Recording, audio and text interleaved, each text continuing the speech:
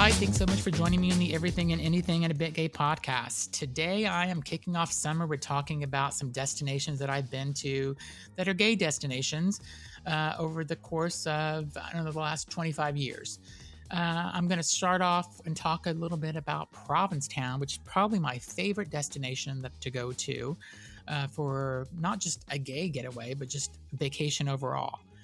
My first time I went to Provincetown was 2001, actually a week or so before 9/11 happened. I went with my friend Tony and another couple and my husband Andrew, and we went and we had an amazing time. We fell in love with Provincetown right away. It is at the end of Cape Cod. I was living in New York at the time, so we drove there. We rented a car, I guess, and drove there. And it was just so amazing. You can also get to Provincetown by going into Boston and taking a fast ferry, and it's about a 90-minute ferry ride. And I'll say it's very fun to do that, but do not do it if you've gone out the night before in Boston and had too much to drink, because I learned that the hard way, that you will be in the only bathroom on the boat, throwing up the whole time, having people knock on the door yelling at you. So be sure not to drink too much before you take the fast ferry, because water can't get choppy. But Provincetown is really a unique, amazing place. It is so gay friendly. The whole town is so unique. I've never experienced anything like it. There is no big box stores. There are no like big chain stores like that at all. It's all very kind of small, privately owned like boutiques or stores. And you're not going to see Lululemon or Banana Republic or anything like that. They have a CVS in town, which is probably one of the first kind of like commercial type stores that have made it there. But there's really no restaurants. You're not going to see McDonald's anywhere near Provincetown. You're not going to see any fast food like that. It's all locally owned type of restaurants and stores. The food in Provincetown is amazing. So there are so many places that whenever I go, I have to try to like check them all off the list. And I don't always have enough nights to go to all the great food that they have there. But we end up somehow making the most of the foods. We start with our favorites and kind of work our way down the list. It's very unique where the you can kind of, there's something to do all day long. If you're into going to the beach, they have a beach that is in Provincetown. I am not a beach person. I am also not into doing the trek through the swampy water over the sand dunes and then taking a left or walking another 2 miles with all of your chairs and stuff. I'm not into the beach at all. I grew up in Miami and never really liked the beach. But if you're into the beach, it is a nude beach. You can go there. All of my friends have gone there. I've gone a few times. It's just really not for me. But it is an amazing beach and it's beautiful. Water is not Miami temperature though. It is New England, and the water is cold even in the summer. At least from what I'm used to growing up in Miami, where the water is pretty warm all year long. Provincetown has millions of things to do in the day, where you can go rent a bike for a day, or if you're staying for the week, you can rent it for the whole week. You can go take a ride out to they have a whole paved area now through the sand dunes, which is not an easy trek because there's some major hills. And we discovered that we probably needed to get electric bikes to get up some of these hills. One of our friends, we thought we were going to have a heart attack this past summer because he was, as well as I thought I could have had a heart attack as well. But there was that's a hard trek, but we ended up making it, and it's beautiful going through the sand dunes on bikes. And you can also rent. They have Jeep tours that will take you through the sand dunes in a Jeep, that not that you're driving, but somebody is driving you. We have never done that, but it looked really kind of fun to do. There are plenty of stores to shop at. There is a kind of pool culture that's also there. So if you're staying at like the Brass Key, which we've done many times, Brass Key is a phenomenal bed and breakfast that's kind of in the center of town. And they have a really great pool there. And you can sit around the pool all day, and that can literally be your day. You have breakfast in the morning there, you get served drinks all day by the pool. You end up knowing everybody that's staying there through the week. And the great thing is that every year people book almost the same week every year. So when you go back the following year, if you're staying at the Brasky again, you end up seeing the same people. So you end up becoming friends with these people. So it's kind of unique in that way. Then in the afternoon, there after you take a nap, which I did every single day in Provincetown, you end up going to tea dance. I think tea dance starts about 4 or 4:30 and goes until about 7. So it's pre-dinner. It's at the boat slip. I went every year since 2001, the first time I went, and you end up always going to the boat slip to go to tea dance. Depending on what time of year it is, it can be super crowded. But it's all outside, mostly around a pool. You're right on the water on this deck. It's right above where the quote unquote dick docks are. The dick docks are underneath. That's a whole other thing you can look up online. But it's if you're into that, you should. If you're into hooking up in public places, go check out the dick docks. I'll leave it there. But there's a little dancing space inside where they have different theme nights. Some nights it's disco nights, some nights it's like 80s music. So Boat Slip has a different kind of theme every night, and it's really fun. I mean, you if you have friends that have been to Provincetown, most likely you've seen them on Instagram taking pictures with the ocean in the background, and they're standing on the boardwalk where the tea dance takes place. After tea dance, you usually end up going to dinner. There's so many amazing restaurants. The Muse has amazing food. The Red Inn has amazing food. I mean, I really don't think there's many places in Provincetown that have not good food. They're just, we have such a challenge getting through all the restaurants that we love when we go there because there's so many great places to eat. And then usually after dinner, you end up going to a bar. There's lots of gay bars, obviously. There's the A House, which is a club. It has an outside area in the back, and so if you want to dance inside, it's kind of a low vaulted ceiling, and then outside it's kind of open air and it's space and outside, and everybody's kind of hanging out there. But that probably doesn't get going until 10:30, 11.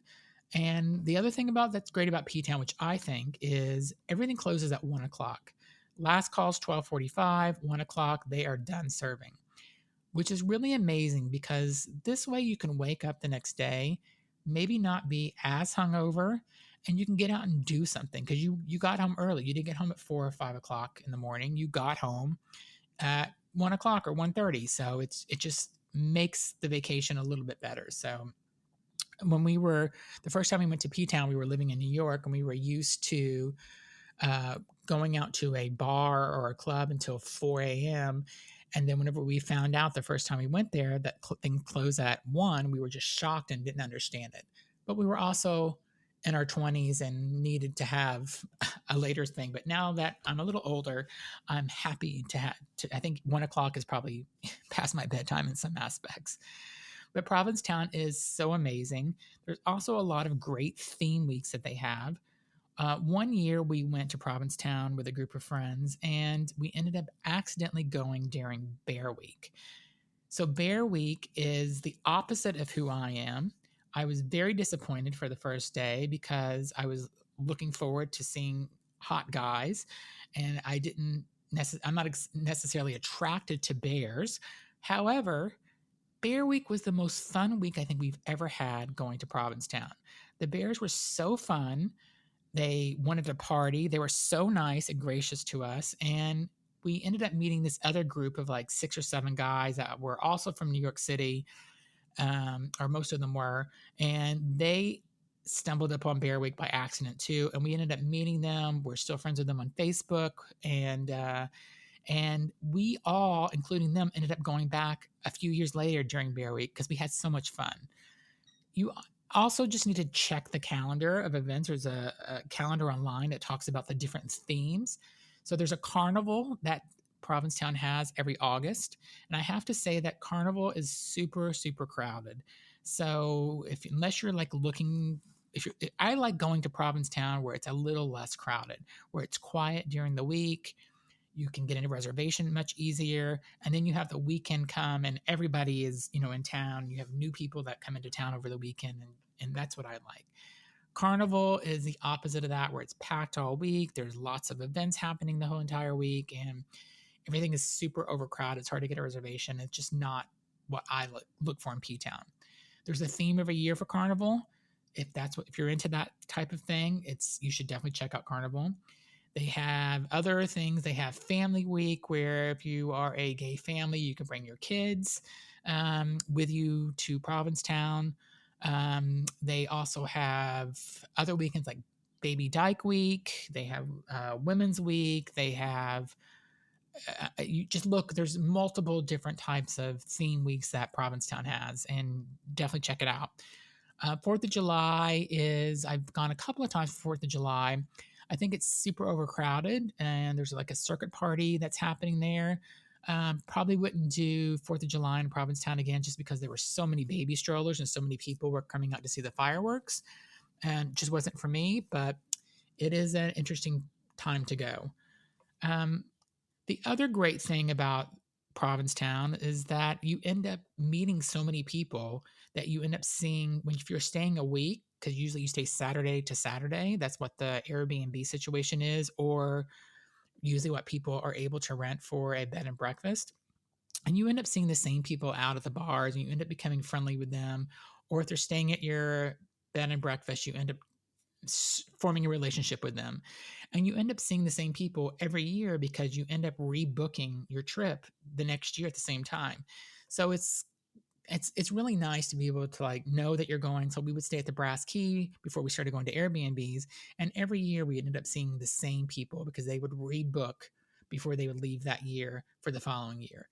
And it's really nice to know, like, oh, I'm going to see so and so this year. Or if they don't show up, you're like, what happened? Where did they go? So it's really nice to have somebody familiar every year, or a group of people that you go with that you'll see the following year. I will say that I have gone with up to like 12 or so friends. This last summer, I went with 9 of us. There were 9 of us total. We went for New Year's also, which is fun to go. It's only my 3rd time going to Provincetown for New Year's. There were 9 of us also. And I have to say, 9 people is probably too many people to go. It's hard to get a reservation in restaurants. It's hard to try to be the organizer, which is who I ended up being for a lot of these trips that we do. So I plan the dinners, I'm planning the activities and stuff. And it's really hard sometimes to get reservations for that many people. And then nobody complained about the food because the food's always good. But you also just want to make sure that what we're going to, somebody's not like, oh, we just had seafood 2 nights in a row, I don't want that again. So I don't know. I think a good amount of people to go is to go with you and your partner if you have one, and 3 to 4 other friends. I think it's a perfect amount of people. So 6 people total, in my opinion, is a perfect amount of people to go to P-Town with. But P-Town is amazing. If you haven't gone, it's the end of Cape Cod. You should definitely check it out. It's definitely more of a summer destination, but again, we've gone. Halloween is actually one of their biggest times of year now. It's called Spooky Bear, and they have more business during Halloween, they said, than any other week and than in the summer. So check it out if you're into that. Another kind of fun gay destination is Rehoboth Beach. Completely different vibe than Provincetown. Rehoboth Beach is on the East Coast, down in Delaware. Gay friendly, but there's a boardwalk there, just a different vibe than Provincetown. I like Rehoboth Beach. I've been a couple of times. Not anywhere that I would plan on going again, unless I was going to DC or going to Philly or something. But Rehoboth Beach is, if you haven't gone, you should definitely check it out. It's a great kind of gay destination that has been a little taken over by, quote unquote, the straight people. Another fun place that's a gay destination is Algonquin. So this is in Maine. You could actually do a long weekend. I think that's all you need for Algonquin. And Perkins Cove is the little town that's walkable from Algonquin. Good food there, a couple of gay bars, kind of chill right on a beautiful seaside cliff that you can walk around. Really beautiful little town. There's probably enough to do maybe for 2 days if you're just looking to shop and just walk through the path along the cliffside. And after that, I think you probably used up your time. But you could do a Portland vacation / a Gunkwit vacation and do that for a long weekend. I think that would be amazing. That may be something actually I'll do this summer. And then my last gay destination that I will tell you that I went to that I thought was really nice is a couple of years ago, me and 4 friends and my husband went to Palm Springs. And so Palm Springs was really amazing. It's in the West Coast, south of LA, in the desert. I think we flew into LA, rented a car, and then drove down to Palm Springs. So kind of like a downtown. It's like shopping area.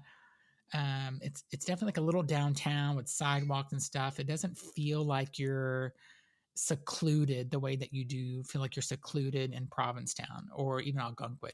This feels a little more mainstream. Um, Lots of drag shows, lots of restaurants, lots of kind of gay bars. We went to a drag brunch one late morning, all of us as a group, and let's just say we didn't love it, and we may have politely walked out one at a time, and because the food and the performances weren't amazing, but we all had a great time together as on vacation together. We left Palm Springs for one day and went out and seen this big dinosaur in the desert. This that was I think in Pee Wee Herman, and we explored that, and we just I think there's lots of fun things to do and to experience Palm Springs. I would say I would not go in the summer because I think it's way, way, way too hot. Palm Springs is meant, I believe, more for the winter where you're escaping the winter somewhere else and going down to Palm Springs. Big pool culture in Palm Springs. So if you're looking to go and just kind of sit around the pool, do a little shopping, go to dinner, maybe go have a drink afterwards, Palm Springs, I think, is definitely for you. Last thing I'll say is that all of these places are really amazing, but us gays like to spend money. And so everything is pretty expensive. So Provincetown is very expensive. We went for 2 weeks this past summer, and we got an Airbnb, and I think we probably ended up spending $6,000 to $7,000 a week on an Airbnb. So it's expensive to stay there. The Brass Key, probably average when we stayed there last, was $800 to $900 a night. You get a nice room, you get breakfast, you get a wine and cheese, you got the pool. It's Shipwreck Lounge is part of where the Brass Key is. It's an amazing place to stay. I love Brass Key, but no, if you're going, you're going to spend some money to stay at these places. I think Rehoboth Beach is probably the cheaper option out of all of them. Gunkwit is probably the next cheapest, but Palm Springs and P-Town definitely being the most expensive. If you have not experienced P-Town out of all 4 of the places that I mentioned today, I really, really would suggest P-Town. You have to experience it. It's such a amazing culture. They have such amazing shows. There's drag shows all week. There's this really great show they have on Monday nights called Showgirls. A guy named Ryan Landry has been doing it for a very long 25 years or more.